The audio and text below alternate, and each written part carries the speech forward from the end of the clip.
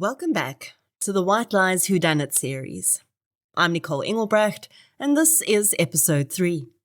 So, how many gasps did we manage to emit during episode 3 last night? The White Lies writers are seriously keeping us on the edge of our seats.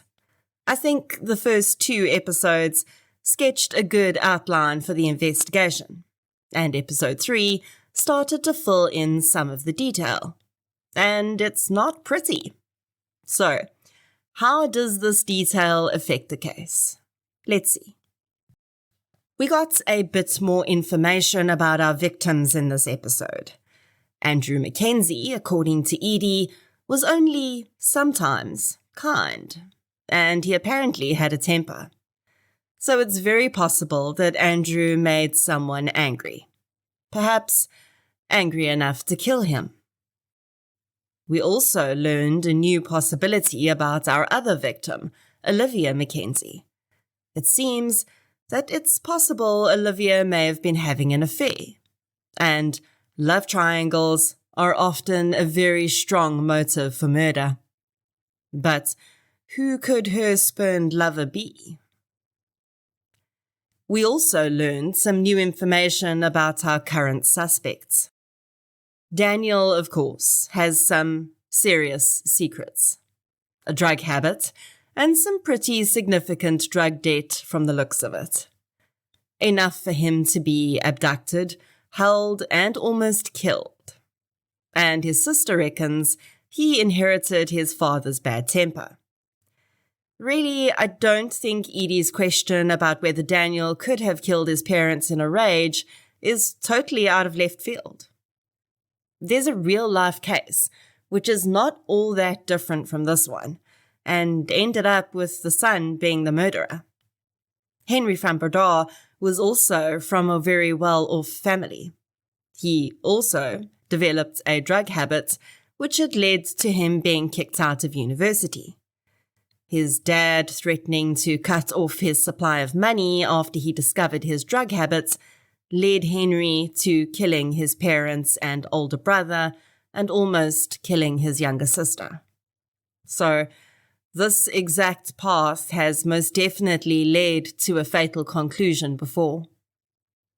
Another thing that's really interesting is Daniel's apparent obsession with getting this same scholarship his dad had got.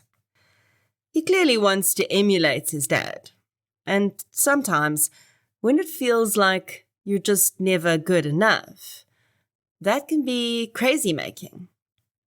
Crazy enough to kill? Maybe. With the new information about the gang involvement, 40 seems more convinced than ever that Daniel was involved. Except he thinks he got the gang to do it and didn't pay them. But, of course, he doesn't know about the drugs yet. All in all, Daniel's seriously suspicious behavior has to push his suspect rating up to at least a 4 out of 5. Undeniably, our hero of the episode was Detective Zondo. He saved 3 lives.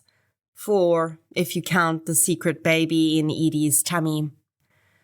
But I don't think he realizes yet how much that's going to affect him emotionally. And he seems convinced that Pearl and her boyfriend are the killers. We didn't get any additional information about Pearl's possible involvement this week, so I think we should put her on ice for now. Of course, another hero of the episode, albeit unsung, is old Banjo.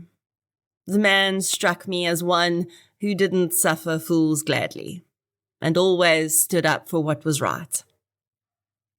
And sadly, that ended up costing him his life.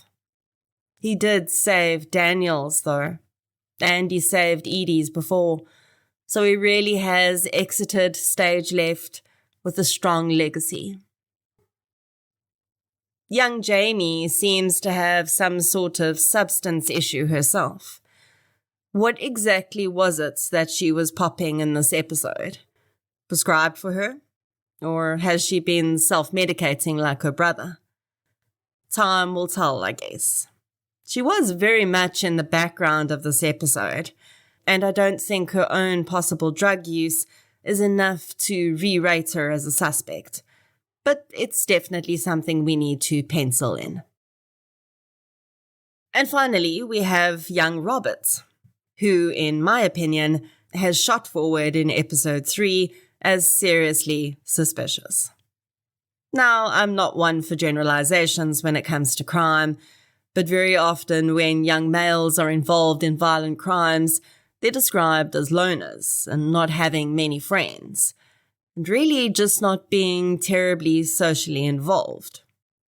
All things that seem to describe our young Roberts pretty well. He also doesn't really seem to like Daniel very much, does he? The question is, were they ever friends? And if so, why did they stop being friends? Robert is clearly incredibly disturbed by the murder of Andrew and the injuring of Olivia, but he's trying to hide it. Why? His reaction really does seem a bit over the top, considering the Mackenzies are really just family friends and neighbors. I don't know. There's something about Robert.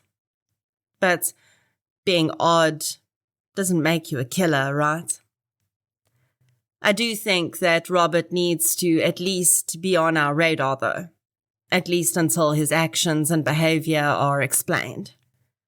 So I'm going to give him 1.5 stars for now. And let's see what the next episode has to offer. Of course, our episode ended with something Robert actually said happening. Daniel goes to all the parties. And boy, does Daniel go to the parties. What exactly is happening down in Bishopscourt? Between Robert's dad and stepmom canoodling in the crime scene, and then the pretty next-level party Edie found Daniel at.